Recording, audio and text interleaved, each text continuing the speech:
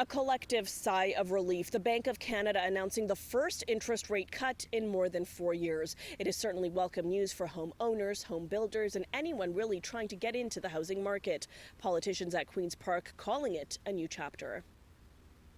I say to the Bank of Canada, it's about time. Ontario's premier calling it a turning point in the housing affordability crisis.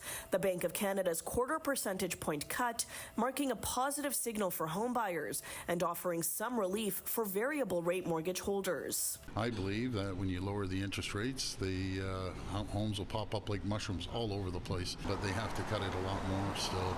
As they increased it 10 times in a very short period of time, we expect them to start cutting it as quickly as they raise the interest rates. Let's just enjoy the moment for a bit.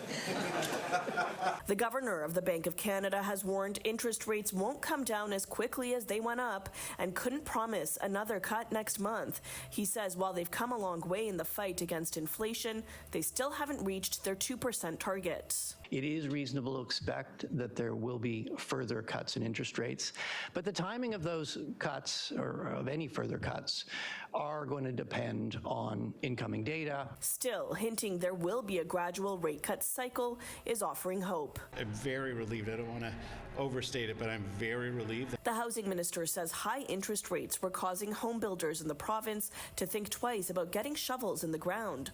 Paul Calandra believes even this small cut will help spur movement in the housing market. I think this will help unleash a lot of activity that has been waiting on the sidelines. And it's not even just for the home builders.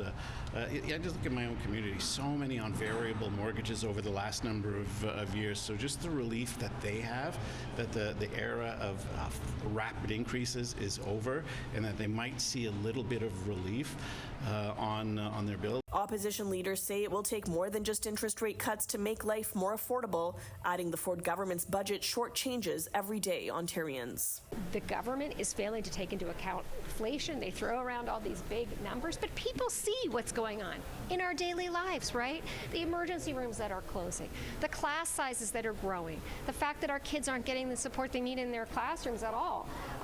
This is why people are struggling so much.